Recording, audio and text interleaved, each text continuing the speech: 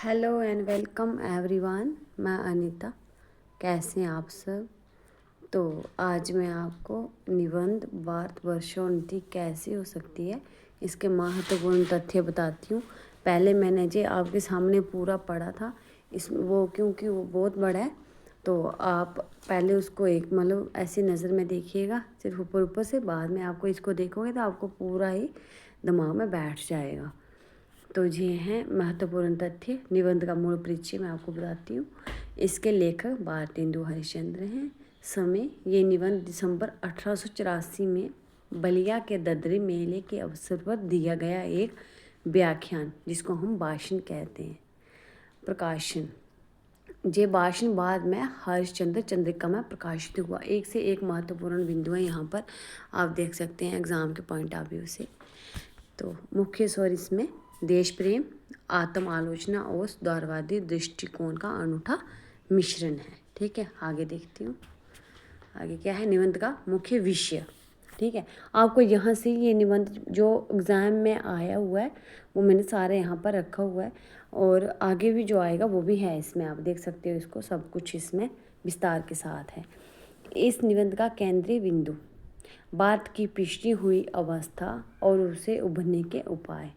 भारतेंदु ने इस बात पर गहरा दुख व्यक्त किया है कि जिस देश के पास गौरवशाली इतिहास है वह आज इतना आलसी और पराधीन क्यों है। ठीक है, ये था निबंध का मुख्य विषय। और कुछ प्रमुख बिंदु इसमें क्या क्या है? आलस्य की समस्या बताई गई है भारतेंदु हरिश्चंद्र ने। भारतेंदु आलस्य को भारत की अवनति का सबसे बड़ा कारण मानते हैं। उन्होंने कहा है कि हमारे यहाँ के लोग निकम्मे के शिकार हो गए हैं। ठीक है, आलस्य बताया। और दूसरा क्या है? रेल की गाड़ी की उपमा। देखो, आपको याद होगा, मैंने निबंध में पढ़ा था रेलगाड़ी वाला वो एक पॉइंट, जो वाक्य है वो पेपर में भी आता है बार बार, तो वही यहाँ पर बोला गया है कि रेल की गाड़ी की उपमा। भारतेंदु ने भारतीयों की तुलना रेल की गाड़ी के डिब्बों से की है। ठीक है, पूछ सकते हैं कि भारतीयों की तुलना किससे की है। वह कहते हैं कि हमारे पास सामर्थ्य तो है, फर्स्ट क्लास सेकंड क्लास डिब्बे, लेकिन हमें चलाने के लिए एक इंजन एक योग्य नेतृत्व की आवश्यकता है। ठीक है, ये था रेलगाड़ी से भारतीयों की जो तुलना की गई है। आगे क्या था? तीसरा पॉइंट है इसमें, समय का सदुपयोग। उन्होंने इंग्लैंड और अमेरिका का उदाहरण देकर बताया था कि वहाँ के लोग समय की कदर करते हैं, जबकि हम लोग केवल बातों में समय बिताते हैं। ठीक है, आगे इसमें कुरीतियों का विरोध। उन्होंने बाल विवाह, धार्मिक कट्टरता और अंधविश्वासों को प्रगति के मार्ग में बाधा बताया है। आगे है स्वदेश का संदेश।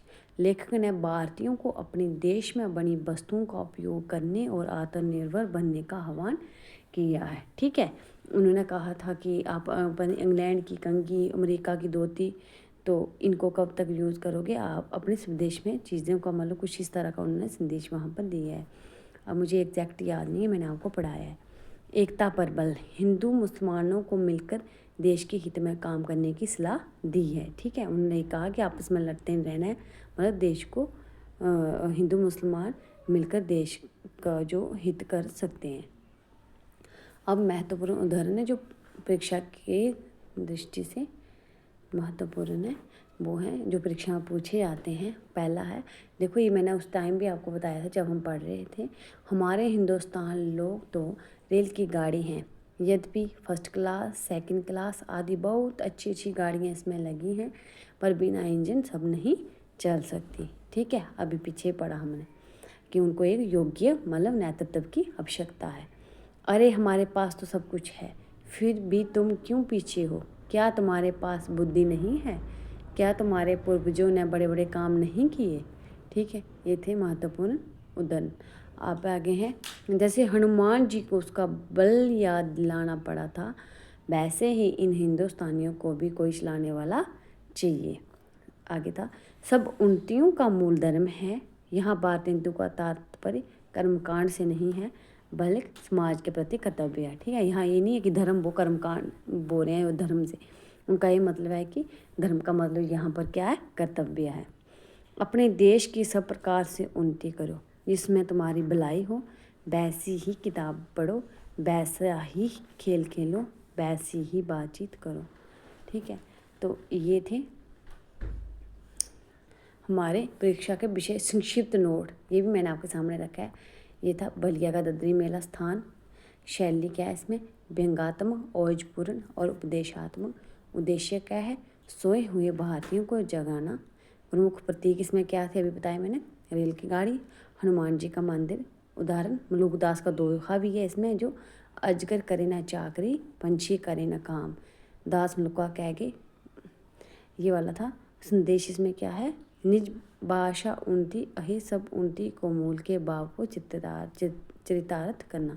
ठीक है, ये था हमारा ये भारत वर्षोन्नति का मतलब पूरा जो विवरण आपके सामने मैंने रखा है। ये निबंध केवल एक भाषण नहीं है, बल्कि उस समय के भारत की वास्तविक स्थिति का दर्पण है। भारतेंदु ने इसमें आलस्य त्यागो, शिक्षित बनो और एकजुट होकर, उन्होंने कहा है ना, हिंदू मुस्लिम एक होकर देश का हित कर सकते हैं, और स्वदेशी अपनाओ का जो त्रिसूत्री मार्ग बताया है वह आज भी उतना ही प्रासंगिक है। तो ये थे वही जो महत्वपूर्ण उदाहरण जो मैंने अभी आपको बताए। ये देख लो।